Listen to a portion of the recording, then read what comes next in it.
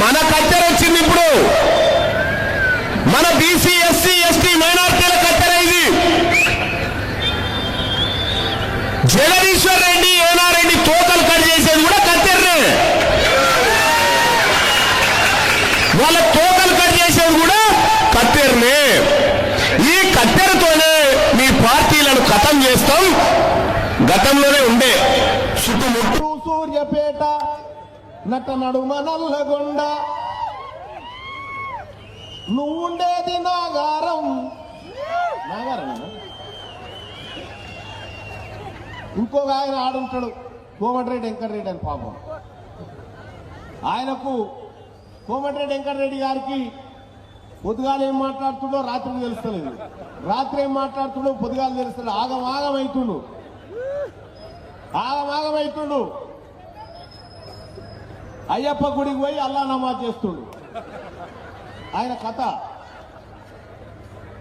ఒక ఆయన ఇక పాపం ఉత్తమ్ కుమార్ రెడ్డి గారు వీడికి వచ్చిపోతా ఉన్నాడు. ఏమన్నా ట్రై చేస్తే ఏమన్నా లేస్తేమో కాంగ్రెస్ పార్టీ అని వస్తా ఉన్నాడు, కానీ ఏం చేసినా లాభం లేదు.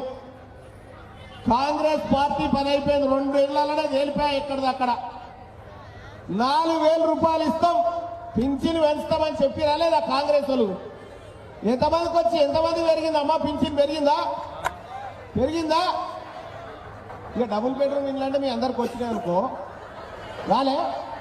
రానోళ్ళే చేయలేవాడు జరా. రానోళ్ళే అందరికి వచ్చినట్టే ఇక డబుల్ బెడ్రూమ్ ఇల్లు రాలేదా? సరే, తులం బంగారం అయితే ముట్టింది కదా, అది కూడా రాలేదా? తులం బంగారం కూడా మీరు అబద్ధం చెప్తున్నారక్క. అది ఇట్లా అంటే ఎట్లా? అమ్మా తులం బంగారం ఇస్తాం, కళ్యాణ లక్ష్మి పైసలు ఇస్తాం, తల్లిదండ్రులు అందుబాటులో లేకపోతే నేనే వచ్చి కూర్చుంటా, పిల్ల తండ్రి లెక్క అని చెప్పారు. ఎటు పోయిందో అది. ఏమారాబాయంటే కేసీ నేను రేవంత్ రెడ్డిని అడిగినా, ఏమైంది రేవంత్ రెడ్డి గారు, ఏమాయి తులం బంగారం ఎటువాయే, ఈ 1,00,000 రూపాయలు ఎటువాయా నాయన అంటే, కేసీఆర్ లాగులో తొండలు ఇస్తా అంటాడు ఆయన. కేసీఆర్ లాగులో తొండలు ఇస్తానికి ఓటేసిన అవరబాయి మేము ఈ సూర్యాపేటలు గదాన్ని చేసిరా. కేసీఆర్ లాగులో తొండలు ఇస్తానికి ఈయన కావాలి. పాము కాడ నడిస్తే దానంతా అదే దొరుకుతుందాడ. కేసీఆర్ లాగులో తొండలు ఇస్తా అంటాడు. కేసీఆర్ లాగులో తొండలు ఇస్తందుకు 119 నియోజకవర్గాల్లో పోటీ చేసి ఓ 65 ఎమ్మెల్యేలు గెలిచి ఓ 10 మందిని దొంగతనంగా బుజ్జరించుకొని వచ్చి ఓ తొండను వేస్తున్నావు. ఇప్పుడు ఈ తొండ కోర్సు చదువుతాను మొన్న హార్వర్డ్ యూనివర్సిటీకి పోయాడు తొండను ఎట్లా పెంచాలని. ఏమా రేవంత్ రెడ్డి గారు, ఈ తొండలు బయటతో తెచ్చుకున్నామేమా మా దరిద్రానికి?